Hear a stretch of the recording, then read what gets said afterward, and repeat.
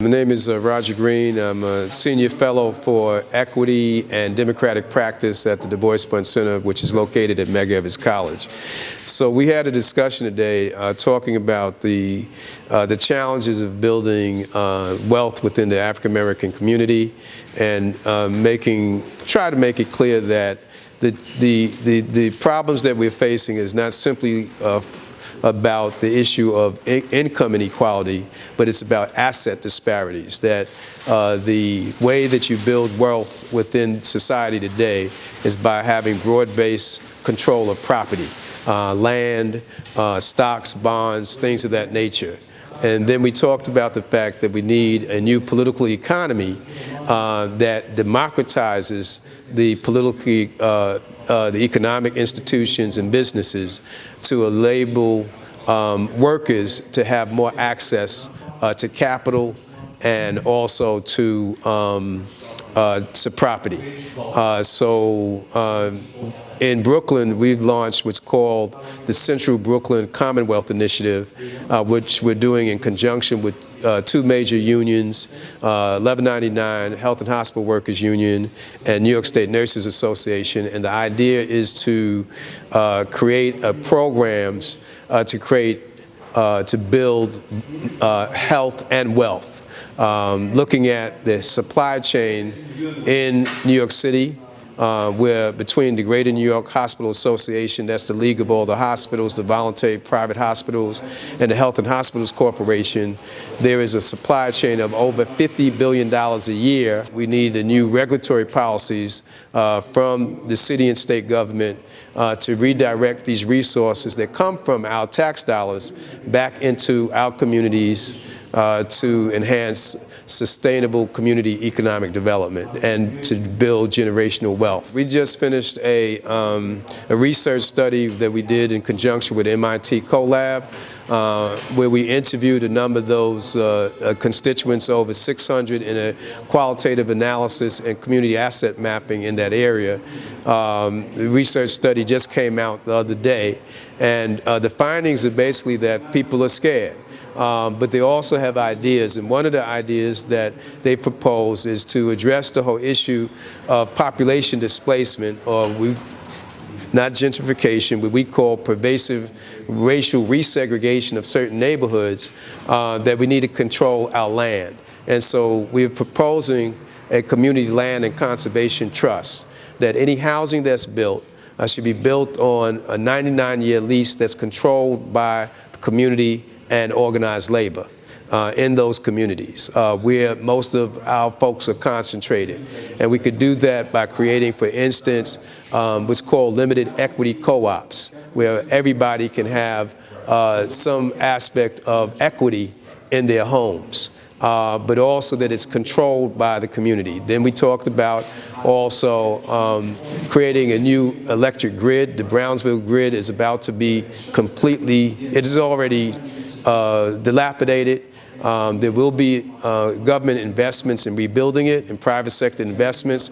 We want to ensure that the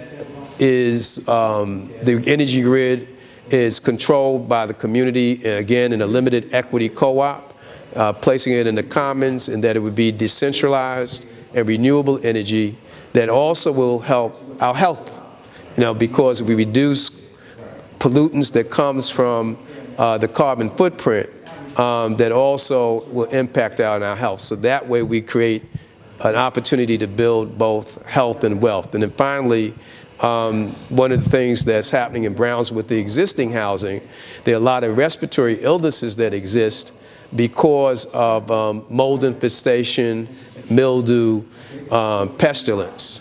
And we've called for a program to retrofit those buildings and doing it in a way where young folks in the community will be trained up and to do that work. And so we have a term for that where we're saying basically that this can address the culture of violence in that community also by creating jobs, to do the retrofitting.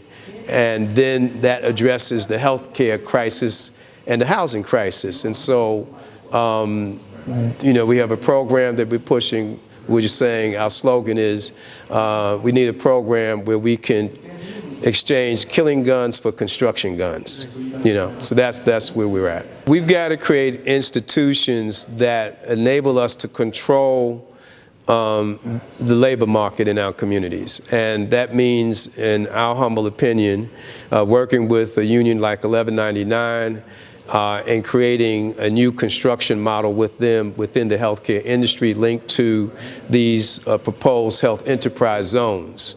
What we're calling for is that each of the hospitals would have what would be defined as a health enterprise zone that would encompass those communities where there's also high levels of unemployment, population displacement, environmental degradation, economic inequality, and asset disparities. Those would be the indices. And that in those zones, we would control the jobs. And we would do it also by creating, we're calling for the creation of a school named after one of our great civil rights leaders, Cleve Robinson, who was one of Dr. King's major allies, came out of organized labor. And what we're negotiating now is the creation of a school wherein students come in, they receive their apprenticeship training year-round, and they get a stipend while working on these projects year-round, time on task for educating them in terms of how to work in the green economy. But when they graduate in their senior year, they receive a certificate of mastery. They receive the Regents Diploma, but most importantly, they receive a union card, guaranteeing them employment and a living wage within a union like 1199 to do this type of work in terms of addressing what we call the social determinants of health, which is that if you have a job, you're going to live longer. Like that. What's up to all the people in the community who have committed themselves to continue to struggle for economic and social justice, and in our case, creating a program for health justice and economic democracy.